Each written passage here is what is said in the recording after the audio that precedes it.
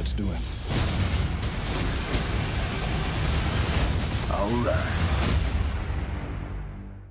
Hey, how's it going, guys? My name is Orlando Bilal Jr., but you may call me Lando. Now, Hi. hello. How you doing? Doing fine. We met before. Where have we now? We did. I see.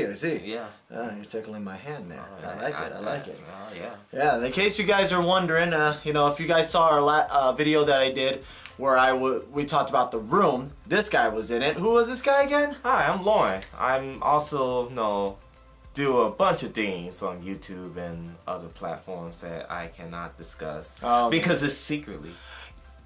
I can respect that. I can honestly respect that wish, you know. No, just kidding. A Skill Tree of Chicago, also Dead Pixel Internet. Hi. He's got good stuff. You guys should check it out. So, obviously, we're getting back to the nitty-gritty of what we're talking about in this video. We just came back from watching the premiere of the new film Justice League. Yes. Mm-hmm. Starring Ben Affleck, Gal Gadot, Jason Momoa, Ezra Miller. What was the guy who played Cyborg? The tip of my tongue. I don't remember his name. Let's put him on the board right there. Yeah. Aha.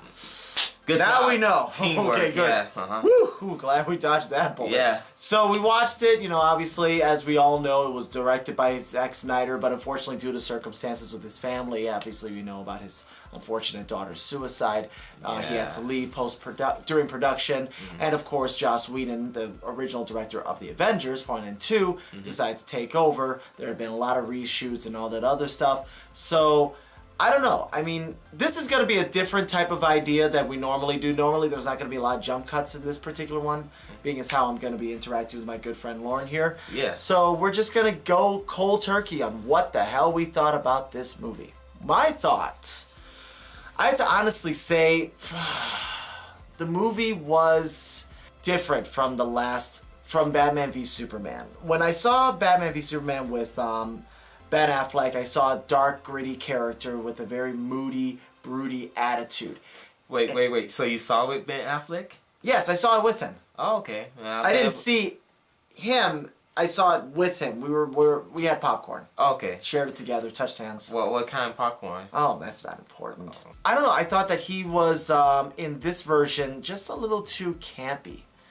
And he was just a little too playful, a little too silly, and not taking it too seriously in this version. And I really, looking at it, I know they had reshots with Joss Whedon, and honestly, truthfully, it just felt like it just fell out of place. It didn't feel like Joss Whedon really needed to be in this particular version. What are your thoughts? Well, my thoughts is actually like the complete opposite. For me, I thought, as Ben Affleck's character, I think you kind of need that little campiness towards it. You kind of need like a little bit of humor, at least more like human bring more human towards Batman, because it's just more like serious tone. Because even when I forgot his name, the Dark Knight Rises. Christian Bale. Christian Bale, yeah. Well, even with Christian Bale, there was still some humanness about Batman.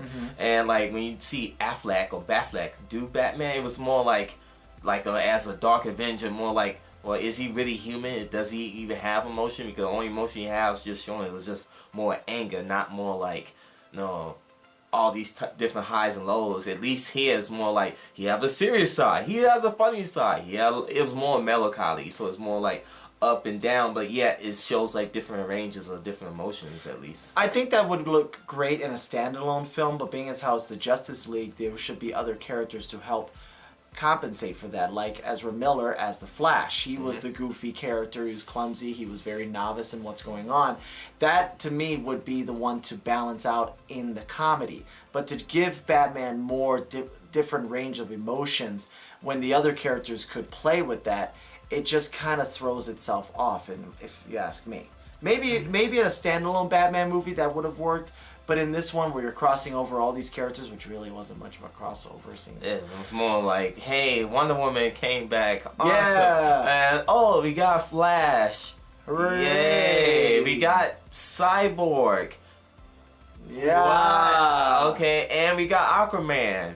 Fishes? So it's just, I can understand, like, But I had to say, since Gal Gadot character reapplies as Wonder Woman, it was more as refreshing because she pretty much, to me, one of the best Wonder Woman compared to 1, 2, 3. About 3 different ones. There technically were 3. There was one that did a pilot. Yeah. But that one didn't go too well, and then there was the one with oh my goodness, we don't remember the last lady. Yes, I do. From the 70s. Yeah. I told you we don't remember. Her name. This is a terrible review. Yes, it is. Of us. Yes. Oh no, it's Carter. Something Carter. Linda Carter. See, Ha! Gotcha. Yes. Boom. All right. And did you know she's half Hispanic? Did not know that. So Gal replies to Rose as Wonder Woman. She did a fantastic job for. I mean, what's your thoughts on her? She did a great job. You know, I think honestly, she's gorgeous. Gal Gadot is gorgeous. I swear. And I'm not gonna lie. There was one moment where she had like. When she jumped off of that jet. You remember when all of the characters jumped off? There was a little peekaboo butt cheek. A little peekaboo butt cheek. I went, oh. Well, be a gentleman, be a gentleman. But I think Gal Gadot's character, you know, as Wonder Woman, she's already shown and played her part. She doesn't really need to show anything more than what she's already given. She's done enough. Yeah. But what about the other characters? What about Aquaman? Jason Momoa character. Yeah, he's more like he was this drunken superhero. Okay. So it was just like, I'm here we're gonna kick some butt and then we're gonna survive and drink and have a good time, Bruce. A good time. I mean, Batman or whatever your name is. Don't.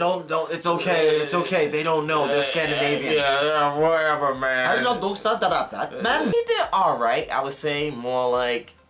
I wish there was like more to his character, except for it's like you get a little sneaky backstory towards him, but it's like not as like something.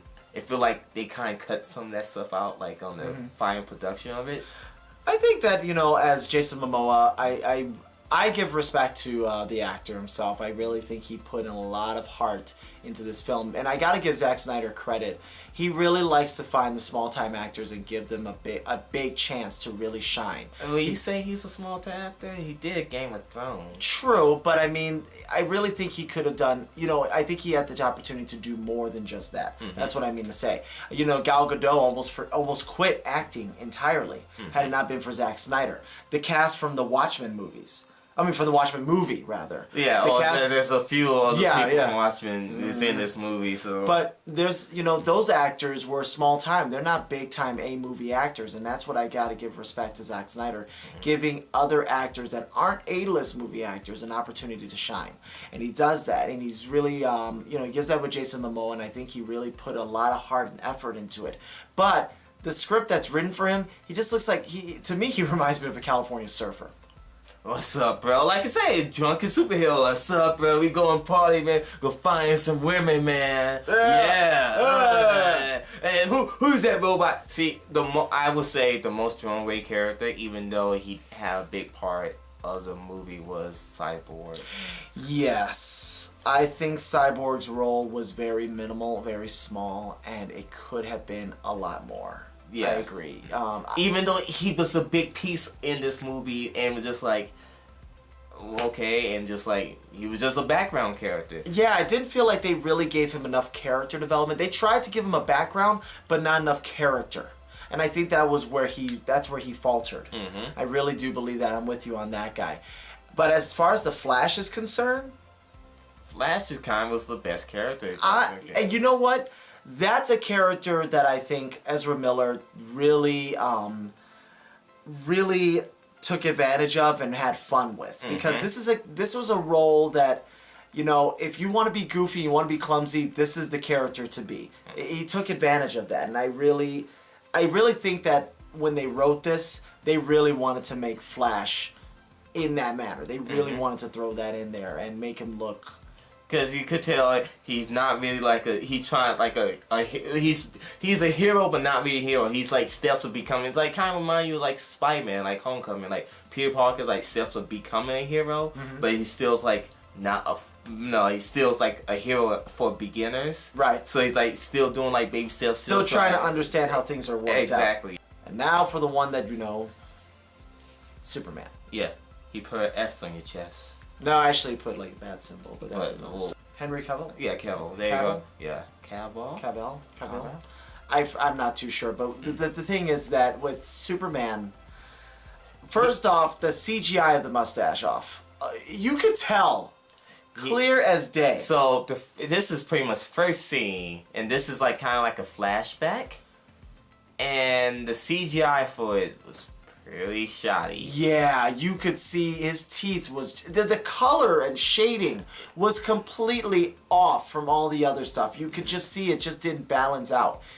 You could just see it. Yeah, it's just like it's just imagine like there's a mustache here, and you're like, oh, they use white out to then, and it's like, wait, I still see strands of a mustache, and he's talking, and it's like there's a stash right there, and there's a big old teeth every time he's smiling. It's just it was so out of place and so out of it was just. Well, you do know why they had to keep why they had to CGI the mustache off, right?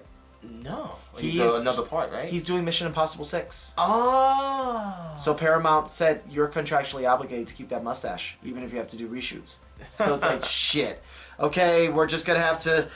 Oh boy. CGI. We're just gonna have to CGI. They'll never know the difference. They what? Ooh. I didn't do anything like that. That wasn't me. This guy. Blame it on the black man. Guy. Me? Gotta go. Me?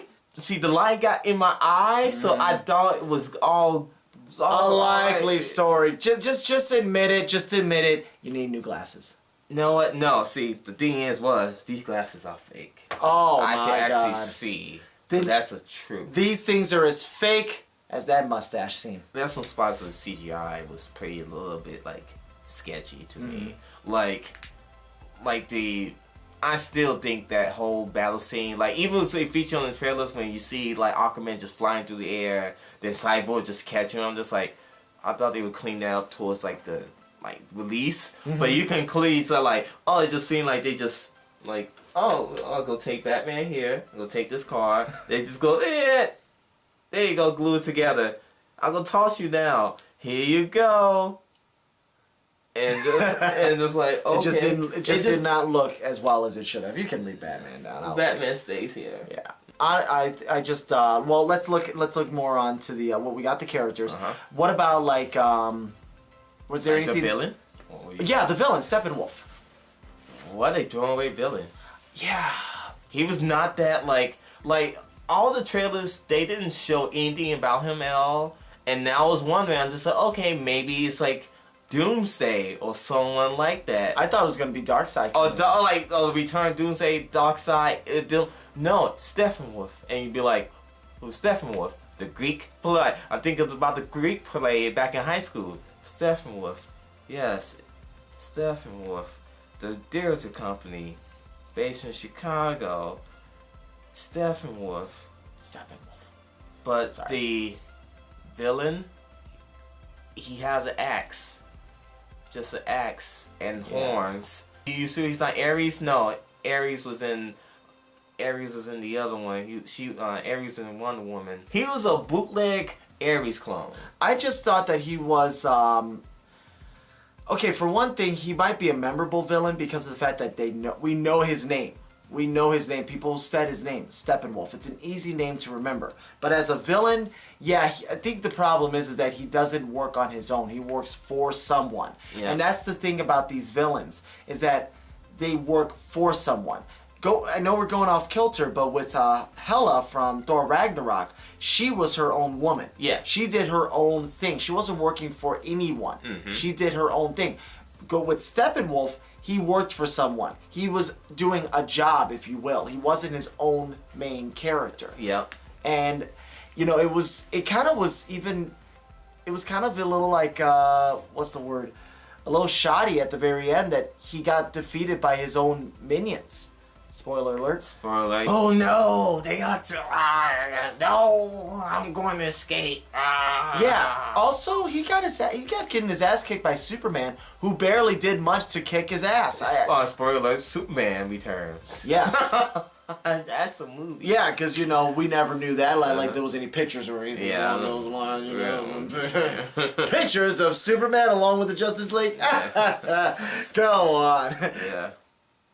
Yeah, he was such a throwaway villain, and I was kind of disappointed how like he got defeated and disappointed. Like his role after all was like, I gotta control these boxes, these boom boxes of doom. If I put them all together, there's 3 boxes by the way. Yep. I can create a sound system of funk. And then it pretty much make all the reggaeton, all the Bob Marleys just play all at once. That's one love. That's a beautiful thing. One And destruction. Let's get together and kill everyone. all of them. Wow, yeah. All of them. Yeah. How about overall? What did you think overall about this movie? It caught me by surprise. Like honestly, if you asked me like a few months ago what about a Justice League movie, I pretty much would laugh at you like, no, I'm not gonna watch that because it didn't look interesting at all. And now watching this, I have to say it's one of the movies that DC needed to have, but there's still some things they can pretty much improve upon. A lot of characters feel like they just added there just to add there. Roster feels a little bit empty, a little bit like shoddy at some points. There was some points where like, oh, you could use a Green Lantern. You could use someone from Lantern Corps. Would have been nice. That would be nice. If you wanted to add which DC movie, I have to say this is the second best DC movie. Okay. Well, The second best, and that's saying like Wonder Woman was great. yes. And this is okay. As far as my opinion and what I thought of it, yes, there were some funny moments. Yeah, there were some ha-has, and there were some enjoyable moments to give it a little more light. But I think in that reason, it makes it very, almost a little Shallow. disappointing. Maybe shallow. I just think that the movie did not deserve to be that comedic. There was definitely there was too much comedy. For a film that continues off where Dawn of Justice left off, to go from a dark, gritty kind of story to a more lighthearted, almost campy-like attitude, just really, for me, feels inconsistent. And it lacks in continuity. I think if you're going to add a little comedy into it, that's fine, but please stay consistent in that dark, gritty element that you gave us in the last movie. Otherwise, I think we're just going a different direction that I was kind of thrown off on. And that's why it was just a little bit like, it was entertaining, but it just, too much comedy for me. Too much comedy on Joss Whedon. I'm pretty sure Joss Whedon did a lot of the comedy bits. Because it doesn't look like Zack Snyder seems like the director that can throw in a lot of comedy if he really, he doesn't look like that kind of director. If it was from the last film, then yeah. But as far as this is concerned, could have done a little less comedy if you ask me. Now, at the very end of most of my videos, Lauren, I usually do a scale of what I think from 1 to 10, 1 being the lowest, 10 being the highest. Now, I've never had, I will let you know, I have not had a 10 nor a 1 yet on any of my channels or any of my videos. So you tell me right now, there is a chance that it could be either a 10 or a 1. Maybe it could be. Now, here's the thing: if it's I will tell you this. It's not a 10 for me, but it's definitely not a 1. If it was a 1, I would tell you I would have hated it. If it's a 1, and believe me, there are some 1 films I've seen before, and I hated them. And I'm thinking about possibly doing some videos of those if I have the guts to actually check it out. Now, if you guys want me to do that, let me know in the comments below. Do it. On a scale of 1 to 10, Lauren, if you could give a score between 1 to 10, what would you give it? I would give this movie a 6. Okay. So pretty much because it has potential of pretty much starting as a franchise, so it could go up from here.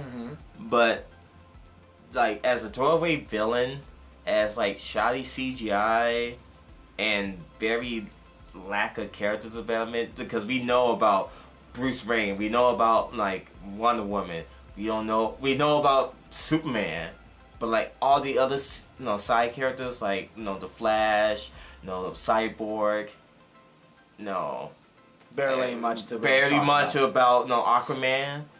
They just pretty much just left me like, I want to know more. The Aquaman seemed like a very interesting character. That's true. They should probably do an Aquaman movie and then lead into the Justice League. That's what they've always should have been doing from the very get-go. They did right with the Wonder Woman movie. Did right because we learned about her backstory. Right. Okay. Now we have to pretty much go back in time about Aquaman. No, we have to go back in time or somewhere in the near future. So we have to work about the past and future, about the Flash, if there is going to be a Flash movie. Well, there will be a Flashpoint movie, and there will be a Cyborg movie coming out soon, and next year Aquaman will be coming out. So they are in thoughts, or hopefully. Well, I do believe Aquaman is still in filming production as we speak. Okay, but let me ask you this pre-production. though, with those characters, which you saw from in Justice League, do you want to see a Cyborg movie? Yeah, that's the problem with this. Now that we've gotten these characters in full fruition, yeah, I'm not interested in seeing another movie. I don't really feel interested in seeing a standalone Cyborg movie or a standalone Aquaman movie. I'll probably watch them, but I'm not excited. I'm just like, okay, they're gonna happen. What do you do? It's not like with the Marvel movies where they entice you before they put everybody together. They enticed you with Iron Man, then Hulk, Thor, Captain America, then they brought the Avengers together. That was very well trimmed, very smoothed out, very, very well. And I wish they had done that with the Justice League movie, which in my opinion gets a 5 out of 10. Because I just think the comedy overdid it. It was too light. Coming from a movie that was a dark, gritty movie without too much humor, it just really felt thrown off. The CGI was not that good. Yeah, Batman felt a little clumsy. Wonder Woman was Wonder Woman, so by default she was good. Also, Wonder Woman was like pretty much without Superman there. Wonder Woman was the strong person there. She was the one who was pretty much leading the attack and was pretty much just like, I'm taking the fight to like these guys, and Batman was kind of clumsy, always like this and that, and Flash was just dancing distract sometimes. Yeah, I don't know. I think that it was a bit silly. It was a bit clumsy. With there being reshoots and with there being only making 2 hours of this film, I think this movie could have gotten give it maybe 30 more minutes and it would have been great. But unfortunately, Warner Brothers has the final say on what they want in their film, and if this is what they wanted, well, I guess this is what they want. You can always wait till the Blu-ray release or DVD release of it. Yeah, probably there's going to be a release, an ultra screen, uncut director's version, both director's cut version, I don't know. But in the meantime, guys, thank you so much for watching, and thank you, Lauren, for coming by. I appreciate this very much so. Again, find him on Obscure Trio Chicago. It's really cool stuff. If you're in the mood of just listening to some video games, or you got nothing else going on, check out his stuff. It's really cool. I love it. I subscribe to him. If you haven't done so, and if you'd like to subscribe to him, you can also subscribe to me as well. That'd be great. That'd be nice. Be cool.